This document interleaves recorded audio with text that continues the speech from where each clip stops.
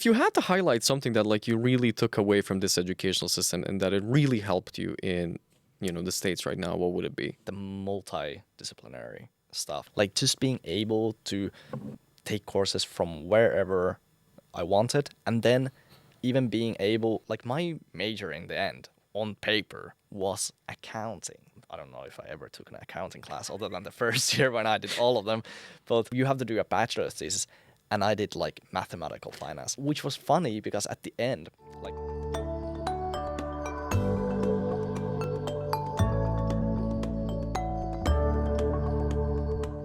Tervetuloa. Welcome back to the JYU for You podcast. My name is Irfan and I'm your host with the most glasnost. So, you're listening to something about Finland. What is something you probably know about Finland? It's famous for its education system. That education system is pretty valuable in Finland, but you might be wondering, okay, how valuable is this outside of Finland?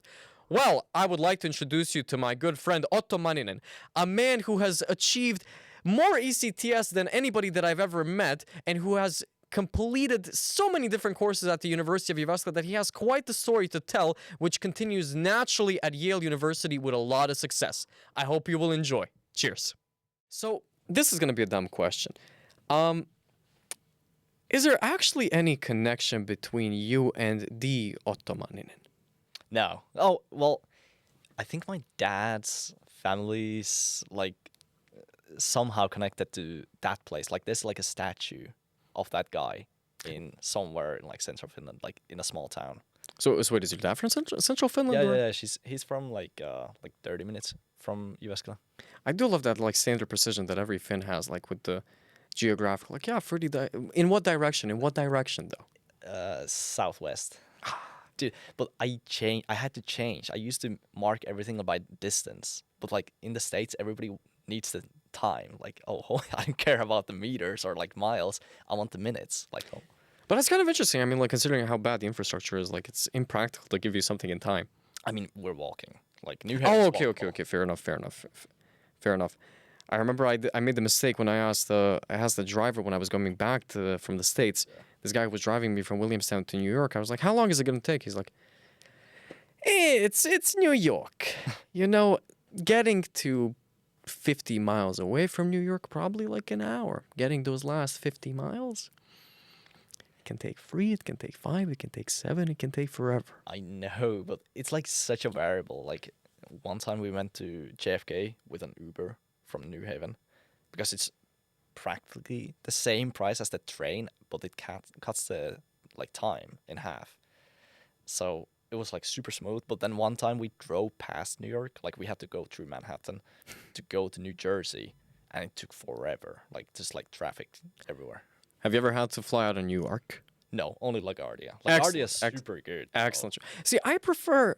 Which one do I prefer? No, I think that LaGuardia has the new terminal. Yeah. I think no, that was the nice one. I think is it owned by Delta maybe? I think it could be a Delta terminal. There's 3 terminals and one of them is for Delta only. Yeah. Because I always fly Delta, like domestic. But Domestic.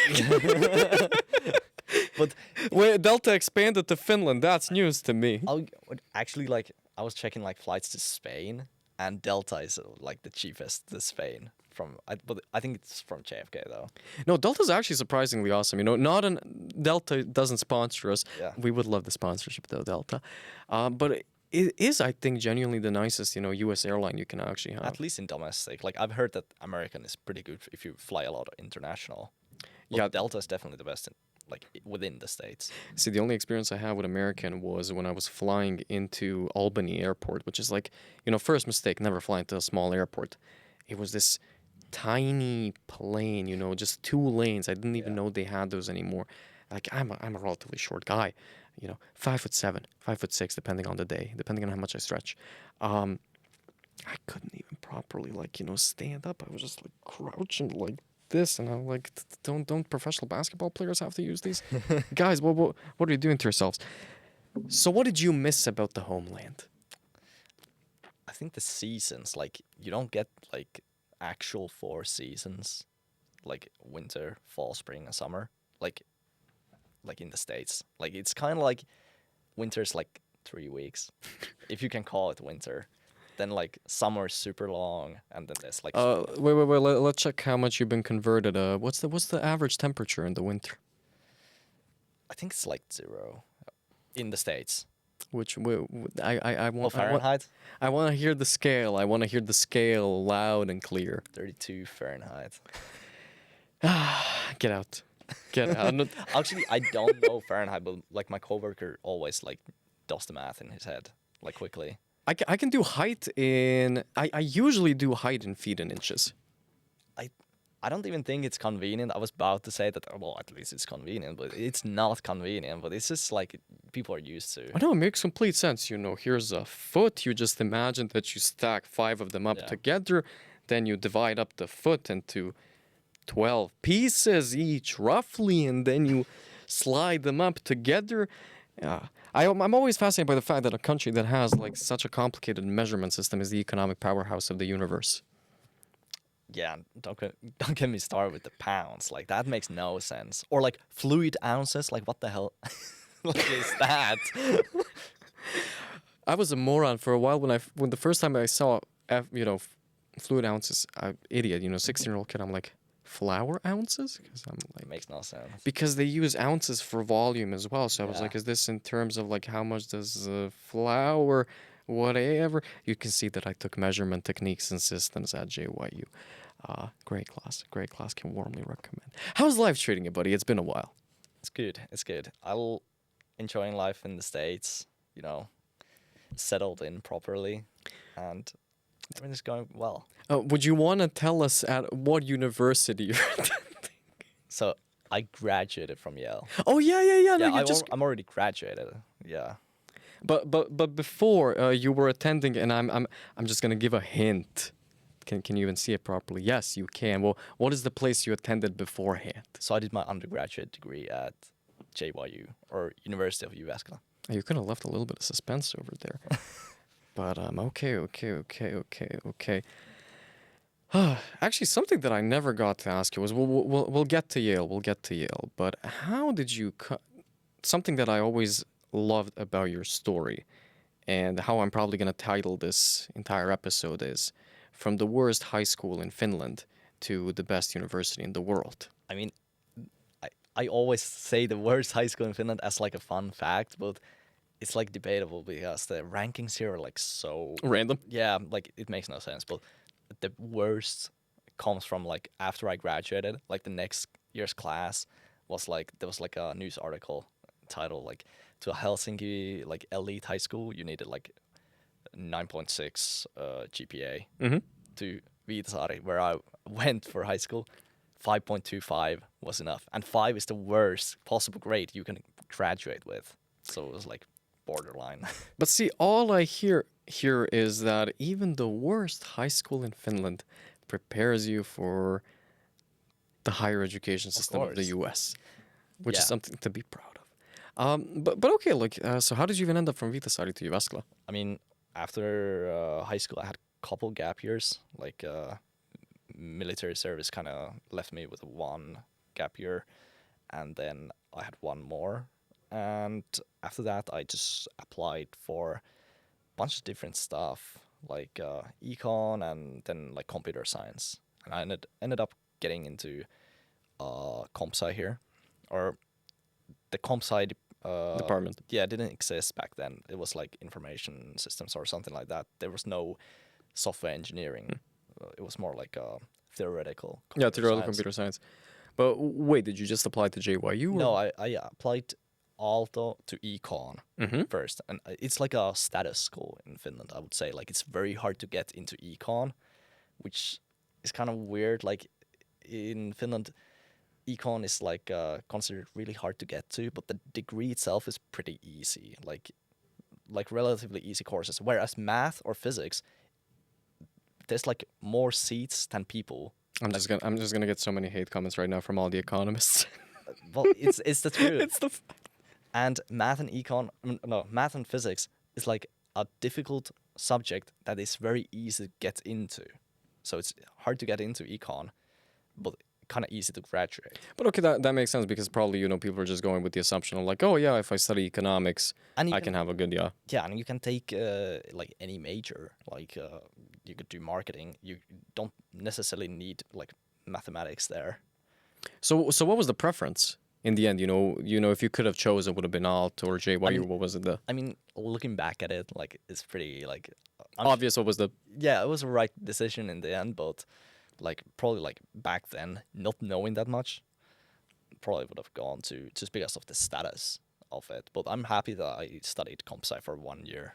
Oh yeah, and then I ended up changing my degree a couple of times here, which was also nice because it was so kind of like liberating. Like just as long as you studied well enough, it was easy for me to change my major. Yeah, logistically, how difficult was that? Well, for me, it was just like sending an application and just waiting for it. And as long as you had like enough credits and a GPA that was good enough, you pretty much always get the like within school transfer. Do they still have that nowadays? Do you have any idea? Or I think so. Like at least to like this bigger departments. I don't think you could do it to like mathematics, which is pretty small, but Econ is like the biggest here.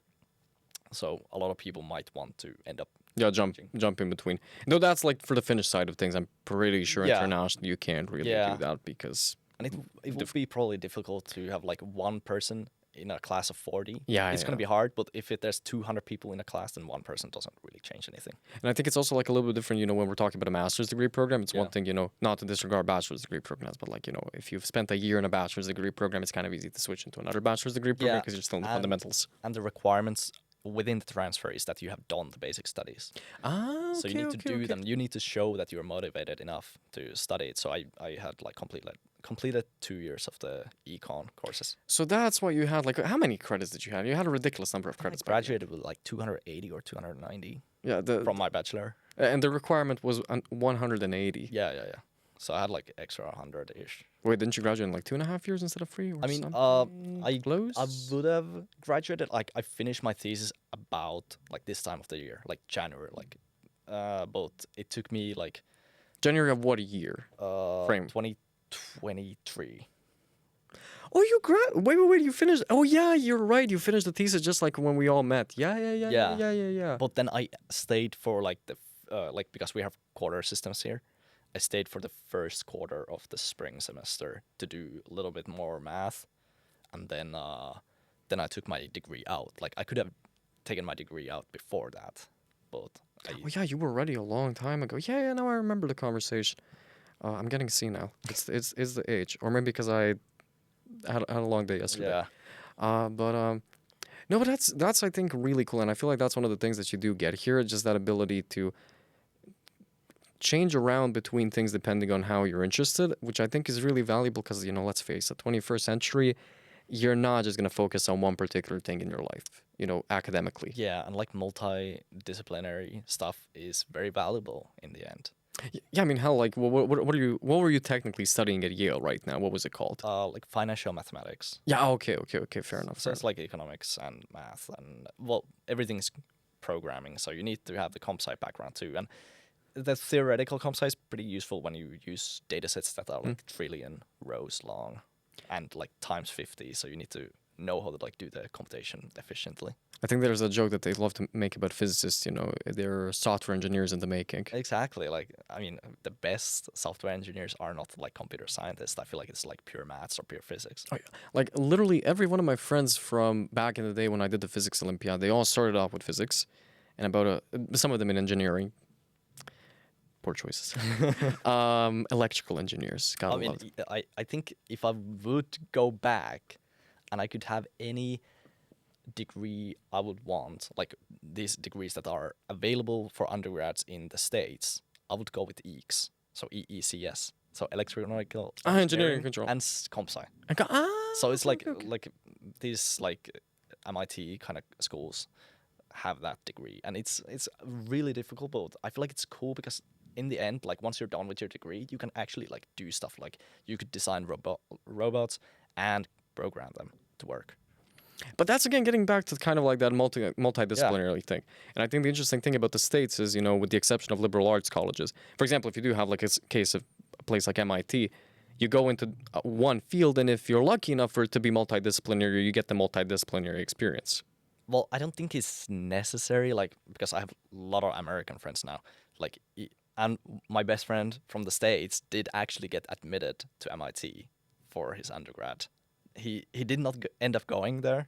What did he choose? He went to UCLA. He okay. played in the varsity team. Oh, makes sense. So baseball. So MIT is not that great for baseball. And he's from California, so he gets the in-state tuition price, which is a big thing in the States. Like, the tuition is just so expensive in the end. What was it at Yale nowadays? I think it's. You don't have to say it if you don't want to, but I think it's like for undergrad, I think it's over 80K. For grad students, it varies a lot by field. So if you do like general science, I think it's about 40K. But if you are in the like business school, it's over 80. Jesus. So depends. I guess the expectation of how much you're gonna get, but yeah, oh my god, like the undergrads are ridiculous. Yeah, but Yale is good in that sense that they're kind of like blind admissions. So you get admitted before they know can you pay it, and if you can't, then Yale will pay for it. Oh yeah, there's I wasn't gonna talk about this, but you just prompted something interesting. That whole concept of like need blind. Yeah, I find it interesting that like it exists in the States, but here you don't have the need factor at all. Yeah. Regardless of the the Finnish application cycle, definitely not, because it's for free. As of January 3rd, 2025. I can't be held accountable of what the government decides. But, for the international side of things, also, like, nobody cares how much money you have. It's like, it's not even part of the calculations. Yeah. Versus the States, it really is like, oh, less money, I expect higher results and whatever. Which, pros and cons to every system. So let's go back for a moment in January 2023. How did you decide to take the specific math classes you chose to take? Well, I think we met like 2 or 3 months before that, in like the second quarter of fall, right? We had probability theory first, right? And then on spring, we had the stochastic calculus in finance. No, but probability was in January, buddy. Was it? Yeah. And then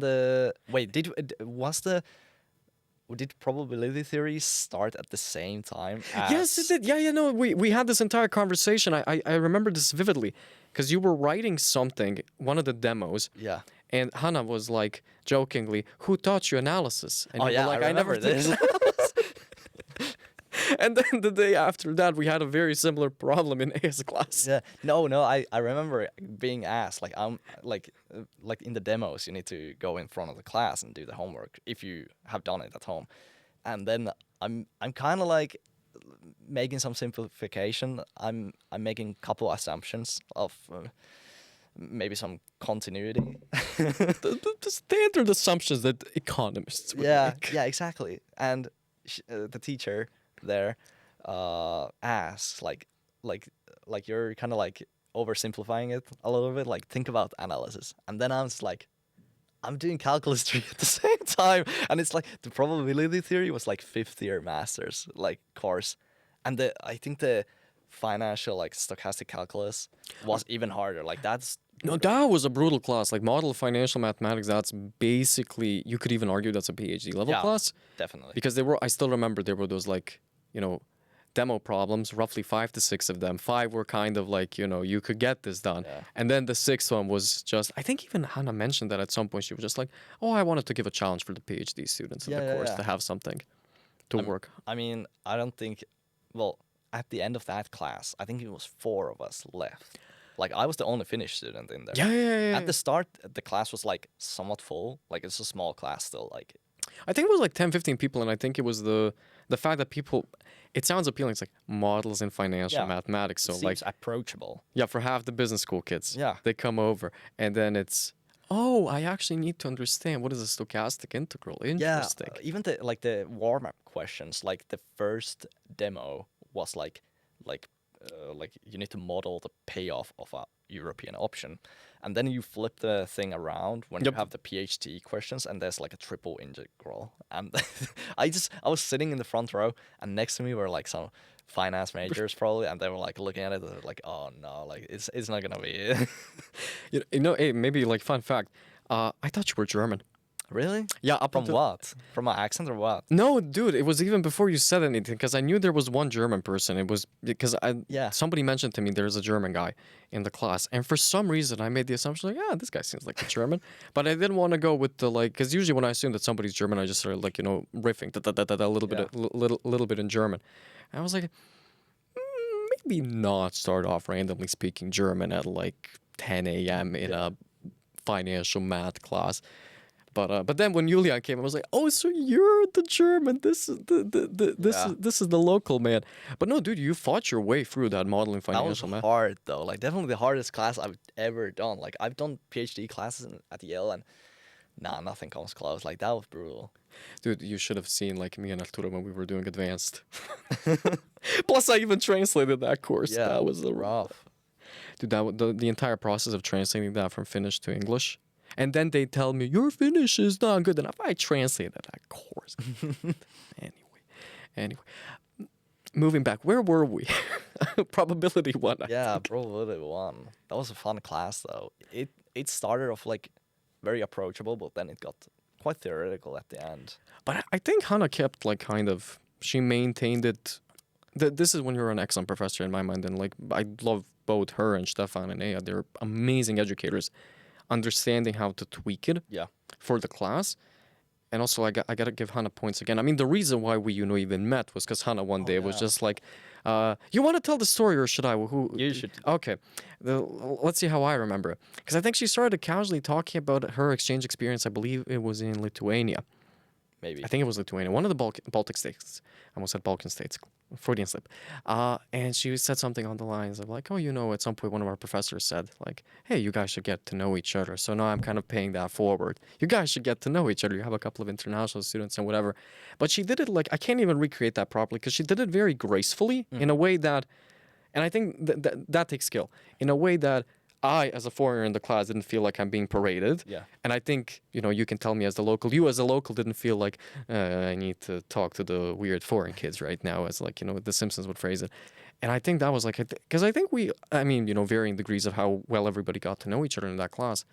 But I think the dynamic was really nice because we all kind of like did in a sense. I mean, we had that little core group of the, you, myself, Arturo, and then later Julian in the advanced models class, but even probability one, we kind of had that cute little dynamic of like everybody's kind of working with each other. And it was a functional space. Yeah. No, not a technical term in this space. It was And functional. it was like I think probability theory had like a 3-hour class, so there's like a break. So it was during the break. Oh, the breaks were awesome. Yeah. Yeah. You're right. She casually mentioned that during the break. Yeah, and then she left, so it was like So I was no like, pressure. you guys go chat if you feel like it. If you don't feel like it, by all means. But then we had a conversation because Arturo wasn't there yet, and I think you and I had like a convo after class or something like that about life. Maybe. No, I think I met you and Arturo. I don't know if it was in probability theory or in no, I think it's in stochastics, because I think the first time we met, we went to lunch after the class. Yeah, You're right. You're right. Those legendary lunches we'd had at Maya. Those were the times. Yeah, but the class was really great, and like I just had econometrics in Yale on PhD level, and it starts with maybe 3 or 4 weeks of probability theory, and it's like super easy for me now. Oh yeah, it was super chill for you because you got the hardcore version of it. Yeah. Now this was like the baby stuff.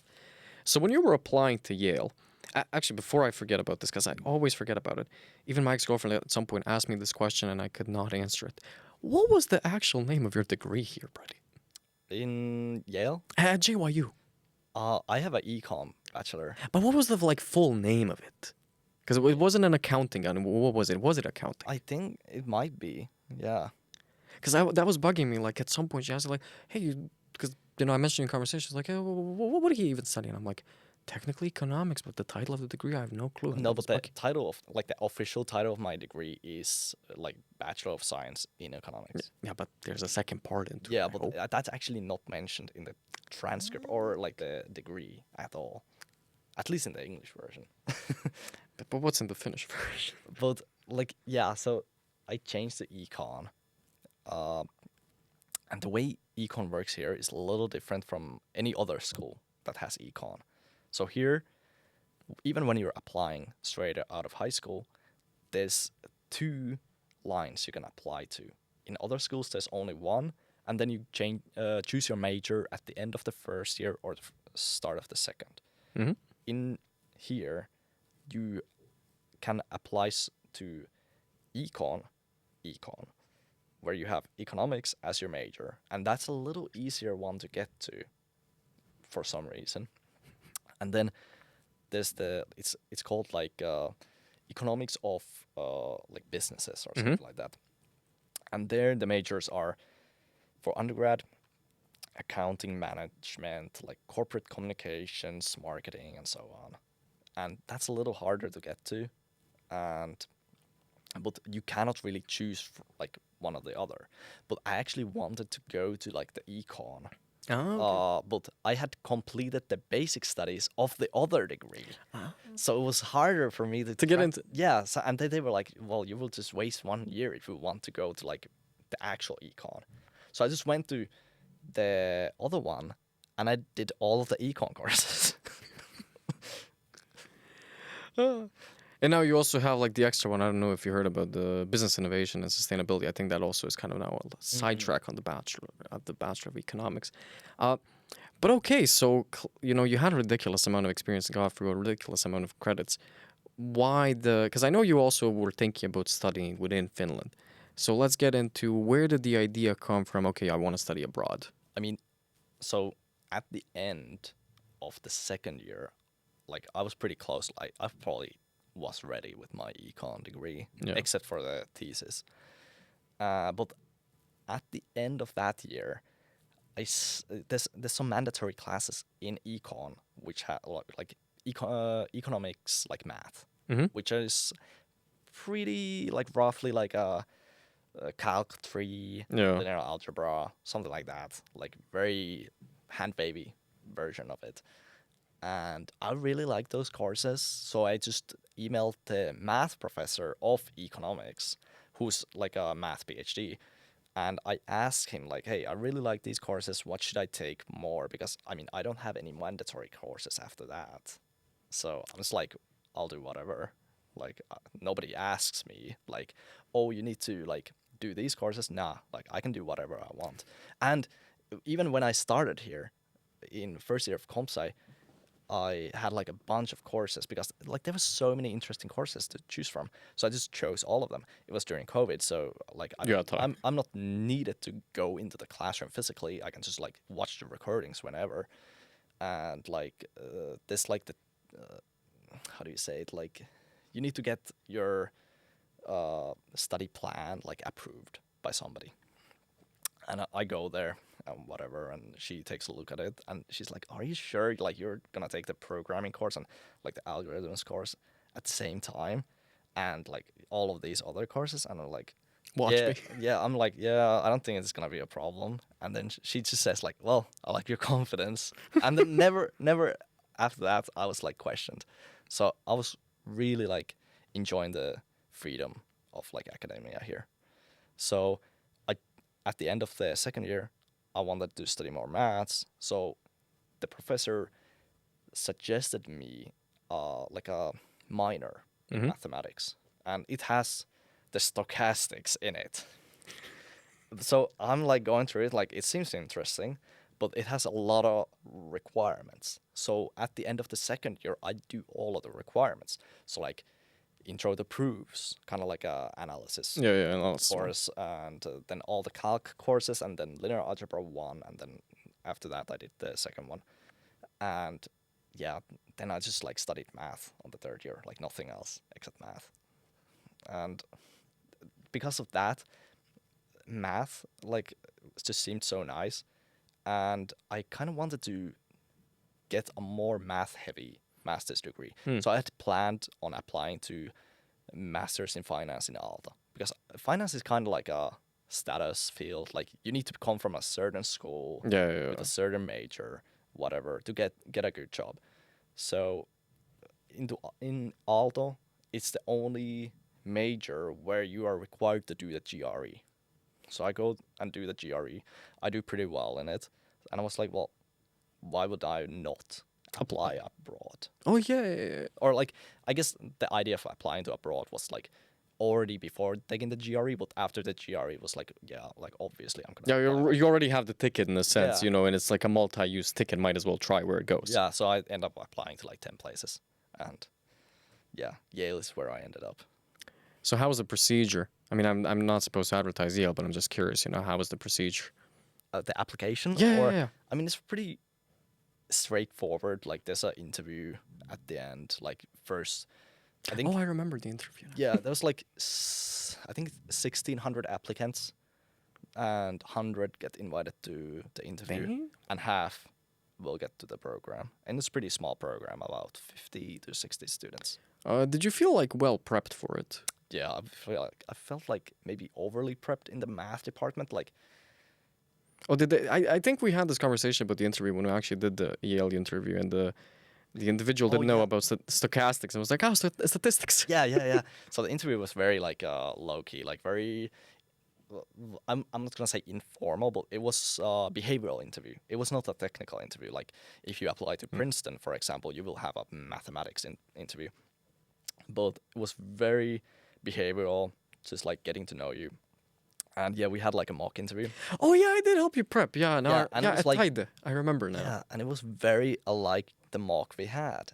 And it was funny. Like it was like so yeah, interview went well and I ended up getting the offer. And now officially, so how was it to study there? You studied there for a year. It's like an innovative master's degree program because it was it the first or second generation? It's a third year for Third me. year, okay. So it was 1 year program. I wish it was 2 years, but at the same time, like 1 year is fine, I suppose. But after that, I feel like I still need to study more, so I'm on the PhD track now. Okay, so now you're officially what is it called? So it depends who asks me. If the director of the program I'm in, I'm a research associate at Yale's International Center for Finance, which is like a kind of like a lab of a few professors, and then there's a couple of research associates, and then there's like a research director, and we do empirical research in finance, and helping out like with bunch of different faculty on the finance department. So I'm a research associate, but officially I'm like a pre-doctorate research associate, which is a thing I think only in the States, where often like in the States you can apply straight from bachelor. Yeah, to a PhD and GG. Yeah. But these days, if you're in a competitive field like economics, finance, I would say operations research used to be. I'm not sure if it's that popular anymore, but a lot of people want you to have research experience in these empirical fields. So 90% of the PhD students have done a 2-year pre-doc. So it's a paid position, but you're able to take PhD courses, and you can work with the professors at the school, and you're involved in like all the PhD seminars, for example. So you're kind of like a student, but you're not studying. You're full-time researching, part-time studying. And the other way will be full-time studying, part-time researching. At least for your first couple of years in PhD. Oh, but I think that's like a really cool combination that you have right now, especially because I think it's nice that, you know, nowadays we have a lot of educational flexibility, but I think we get lost in, dude, you need some actual work experience and see what it's like to be in the field, to be on, you know, to be on the front lines in a sense. And you get that experience right now, which I think is good before a PhD. Yeah, exactly. Like, it's hard to say if you're ready for that commitment. Like, PhD in the States is 5 to 6 years. Like, I think everybody in Yale finance PhDs does it in 6. So it's a big time commitment. So it's nice to know kind of like what you're in for. So the pre-doc will give you research experience, and at the same time you kind of know like, is this actually a thing I want to do? So my coworker is now a second year pre-doc. There's 3 pre-docs in the lab, and one of them is now applying for PhDs. Like, doesn't yet know which school he will end up. Probably some really good school, great program. And the other one is no longer interested in a PhD, and he's gonna go work in the private sector, like a hedge fund or something like that. I mean, if you can already make millions, you know. I mean, I don't think you're making quite millions, but I mean, you're gonna be making a lot of money. Like, Enough to make you happy. So what's your? I mean, so the plan is to do a PhD in your case. yeah. Well, I had a hedge fund offer like after my graduation, so I rejected the offer and ended up taking the pre-doc offer, which I got by working as a RA for like 6 months of my master's, and there was like my advisor was great, like really like experienced guy. You can advertise the guy if you want to. By Yeah, all well, means. his name is William Gitzman, and he's not exactly known in like finance for finance. He's known for like financial history, and his specialty is art, Oh, really? finance of art. So really cool like subject, but not really like what I'm into. I'm more into the mathematical, like Mathematical aspect of it, yeah. yeah. But he has an operations research PhD. Oh, okay. So he can like talk to you about stochastics if you want to, but so he's really great. Like you can talk to him about anything about your research.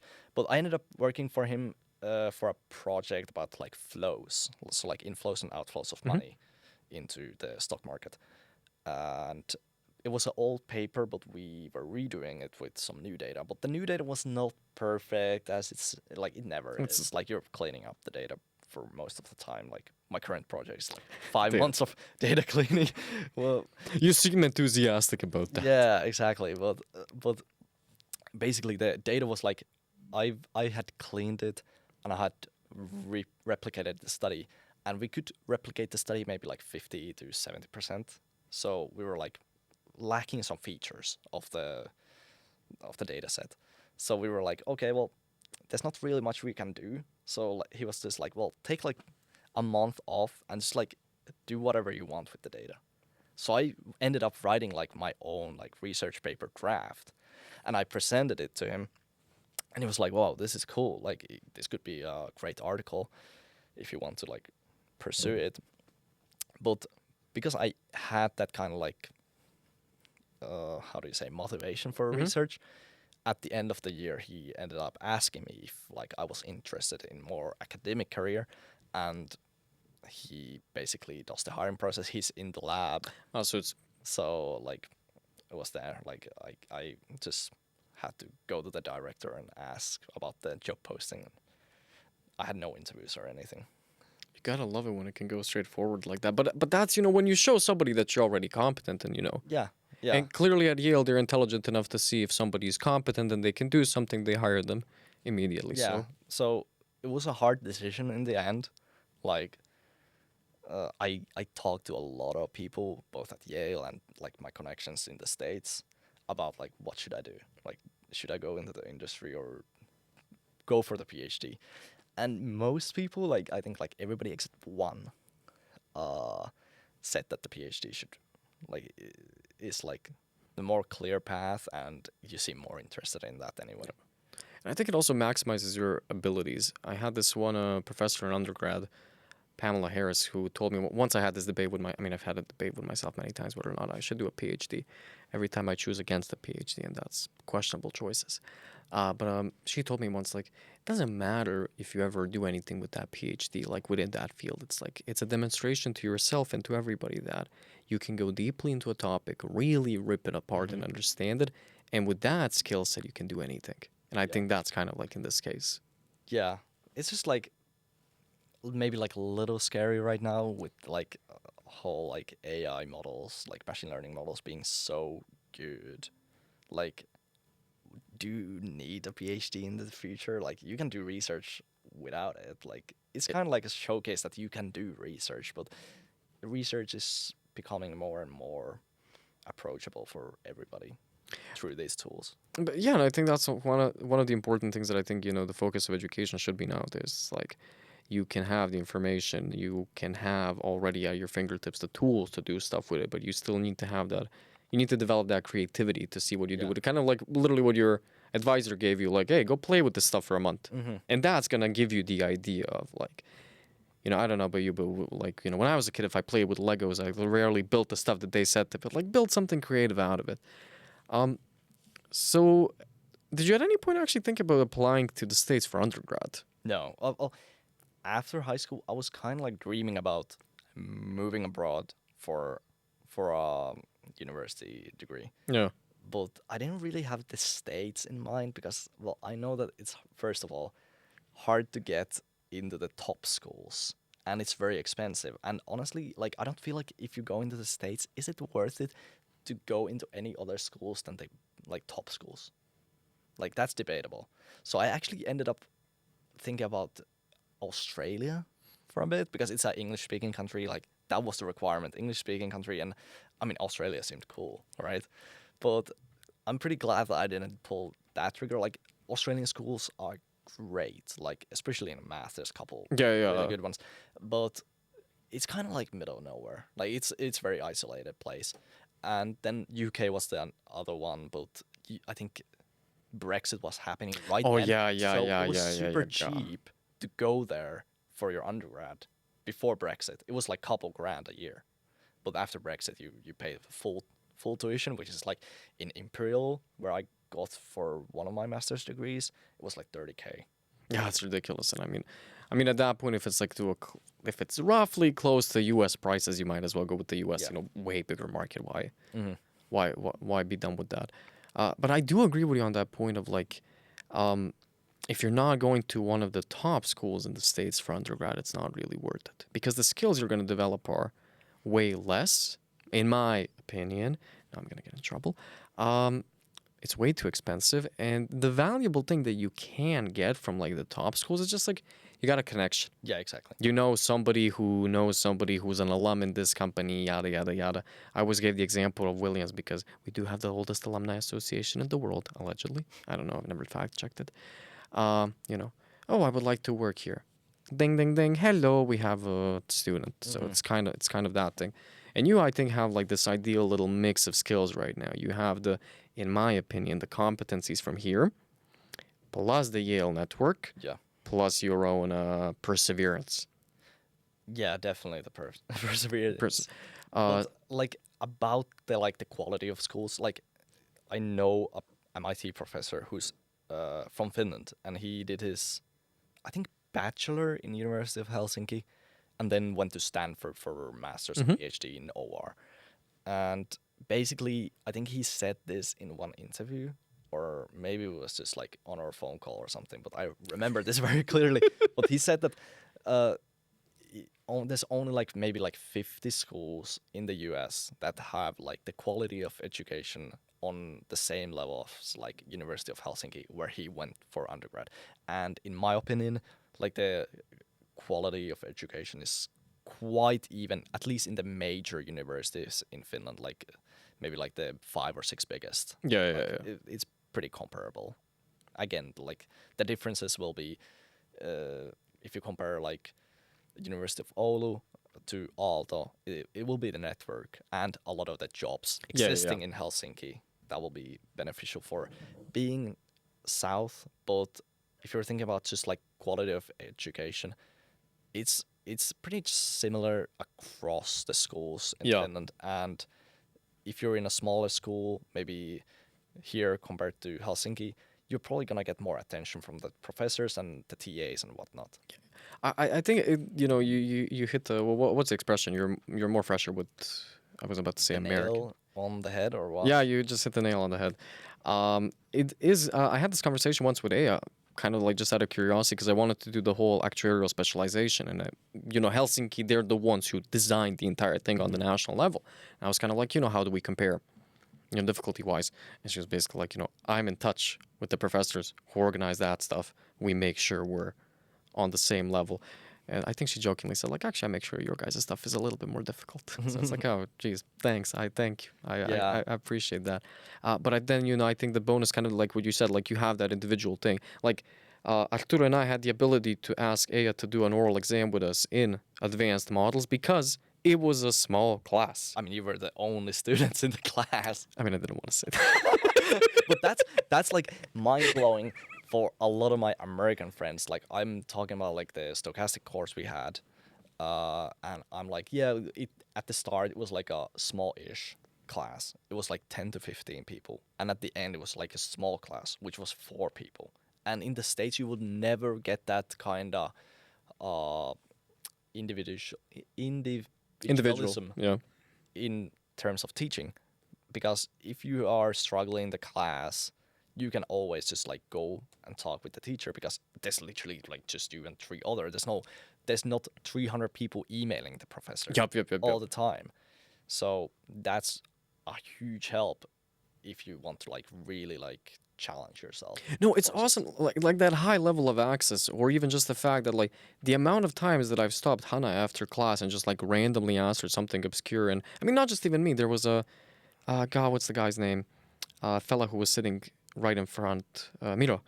He would also randomly ask something about like, oh, I'm researching this for my thesis. I did this one thing.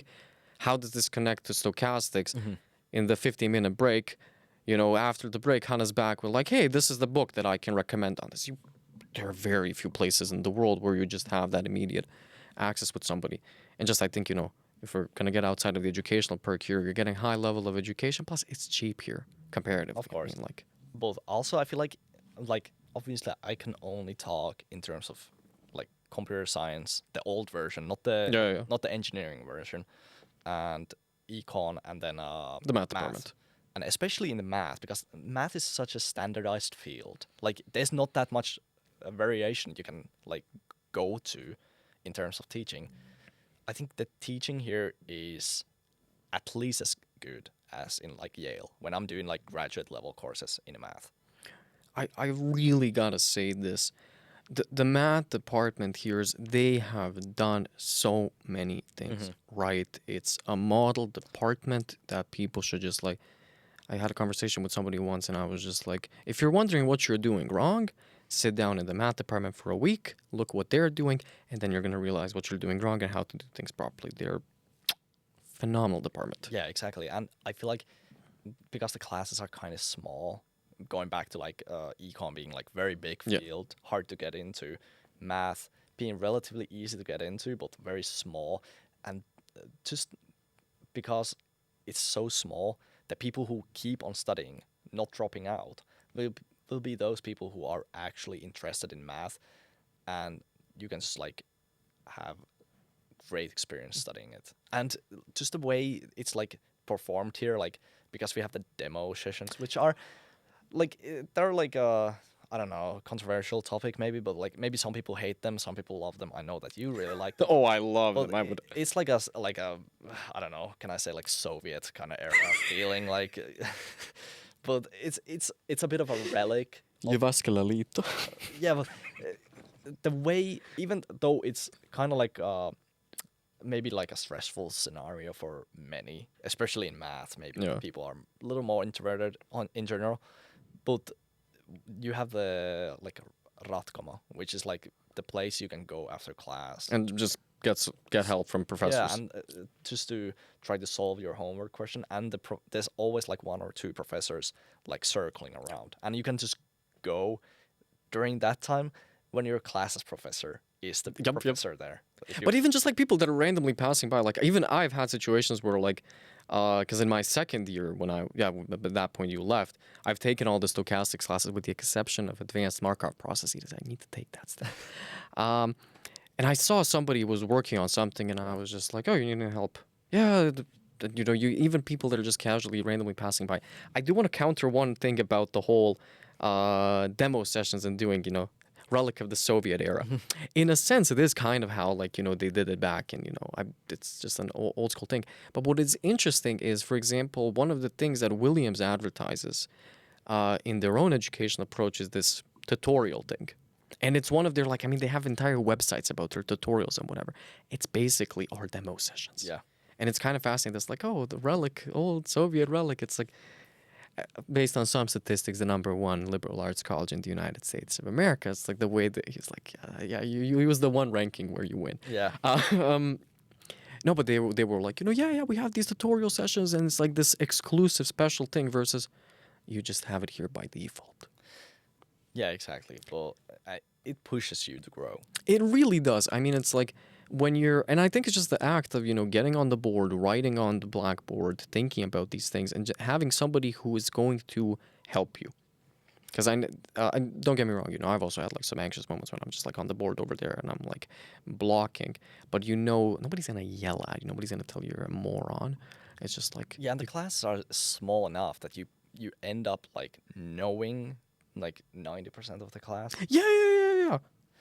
So it's not like a 300 people lecture. Yeah, you're never gonna meet anybody properly. Yeah, and you need to perform in front of the class. That would be stressful, but Yeah, it's like a easy way to ease you in, and you learn how to explain your like thought process, which is very important. For example, in like interviews, like let's say you are applying to be a software engineer or something like that, they're gonna ask you to walk you through the process. yeah, like they will give you a problem and in a like a phone screen, and you will not be programming. You will be talking through the program. Like, how would you solve it? Or even like, before we sat down to record this thing, we're recording, by the way, if you haven't noticed. You told me about a project that you did, and some part of it was like, hey, we need to, present this stuff. And I'm assuming that like at least a little bit, just having that skill set of like, oh yeah, I had to do this in a demo session, it helps you. Yeah. The one thing that I just want to comment on, like when you talked about economics, here, for example, the classes are a little bit bigger, but you still get that kind of like individual, at least like granted, my sample space is very limited. I took one microeconomics class with Christian, loved that guy, brilliant fella, but there was still that kind of like, it was a slightly bigger class, but it was organized still in such a way that like if you needed the support, you could get the support. Yeah, for sure. It depends on the classes. I would say like those like econ courses, like microecon or macroecon, those are relatively small classes, maybe like 80-ish people. Yeah, but still, Yeah, like it's not too big. Like last year, I had like machine learning in the comp sci department of Yale, and there's I think 350 students. bro, it still depends on the scale of like I had a class, granted, I had a class in undergrad. There were 25 of us, and the joke was, good luck getting a response from the professor during the entire semester. I think he never even graded our papers. So Oh yeah, that's true. Like, well, I think that's very like it changes. Like, it doesn't matter where they're from. Like, I have professors who will answer me immediately in the States, but also like microecon professor Christian, he often emails you in like 1 minute, like 2 a.m. oh, he's legendary with that. I remember I was so shocked. First of all, that it even like that the emails went through properly, because Outlook is a mess. That's always the one of the bigger complaints that I have about JYU is that we're using Outlook. It's a horrible system. Microsoft sucks. Uses. I know, it's bad. Everything that Microsoft has ever created is very poor. No. In Microsoft, the stuff that Microsoft themselves create is great, but the stuff that Microsoft buys turns into trash. Like, that's Nice restraint there. yeah. I saw the effort. Okay, but if you had to highlight something that like you really took away from this educational system and that it really helped you in, the States right now, what would it be? The multidisciplinary stuff, I love like how you just- aspect of it, like just being able to take courses from wherever I wanted, and then even being able, even I like my major in the end on paper was accounting. Like, I don't know if I ever took an accounting class other than the first year when I did all of them, but you have to do a bachelor's thesis, and I did like mathematical finance, like which was funny because at the end, like this year, I realized that I replicated something called Kelly betting Yeah, we talked about it. in my bachelor's thesis, and I was just like, I just realized this because like it's in a book I read or something. But it really is epic, that kind of thing, that you can go into different stuff. Like even the master's thesis that I did here, technically it's applied financial mathematics. Yeah. It's like figure out the best way to approximate when a certain value is gonna hit a certain other value. Sure, it's a graph, but it's like you translate it into financial math in a second. Yeah, I think just like if you can kind of like argue your way for your advisor, like, hey, this is how it's applied to this thing, but it's kind of like this other This sort of thing. thing. You can get away with that. Like, people are very flexible here. Yeah, I think it's really just about, hey, have you learned something? Mm-hmm. Yeah. It's not just I mean, for the most part, it's just about let me make sure that you actually, when I sent you out in the world, I don't want you to embarrass yourself or embarrass me, but also that you can approach the universe in a creative way. So any plans to ever return to Finland? Tentatively speaking, I know you're on an F1, so that's a whole complication in its own right. I mean, right now, like, my field is kind of niche. Yeah. And it doesn't really exist here. Like, I think there's like one company in Finland which is like very small. So no plans right now. The States is kind of the place to be in my field. Mm. And if I'm going forwards with my education, like, the research is happening in the States. But I mean, Finland is always nice to come back to. And like, maybe if I need that work-life balance someday, maybe that's the time to come back. Yeah, but when you get bored of working 80 hours a week, you're like, exactly. I'd rather work 36 hours and have healthcare. Yeah, that's fair. How has filing taxes been? Actually, Yale pays for like a company that does it for us. Which one? I don't know. They fill everything for us. Really? Yeah, it takes like 5 minutes. Wow. So Yale managed to reduce the IRS's work to what Vero does here. Yeah, Nice. I think. Props to Yale University. I still like managed to submit my tax thing like the last day, because in Finland everything is automized. Like, you just need to like approve it. Like, they will send you your tax report, and then like, oh yeah, looks good. I know. Right, let's. Oh, you owe me money. Thank you, government. Yeah, exactly. Like, it's automatic. I overpaid taxes the first year that I worked here because I had like this. I don't know even how I managed to do that, but I overpaid like 200-300 euros, which granted not too much, but it was nice when it was like, hey, we owe you some money. I'm like, what? The government is honest enough to return me my money? Yeah, and it's like kind of swift. Like, I'm overpaying like $500 a month right now, just to like play it safe, I suppose.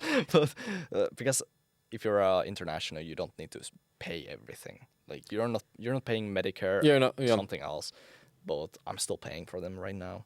So yeah, no. One year while I was working in the States, which I gotta say that the salaries were nice. If I miss anything, I do miss the money. yeah, I do miss the money. 1 year I paid $2,000 over. I still do not understand how the hell that happened, but it was nice actually. Yeah, to be fair, I get to give credit to the IRS. They give me my money back. Do you think you're ever gonna manage to get to billionaire level? Is there a goal here? Nah. I'll retire before that. I'm like a lazy person in the end. Like, Lazy intellectual. It's like I'm comfortable enough. Yeah, I'm exactly, comfortable. I don't need like a ridiculous amount. But hey, I mean, if you want to be comfortable enough, why don't you just turn into an online influencer on financial mathematics using generative AI? I'm not shameless enough. Are you trying to say you're not a scam artist? Exactly. Yeah.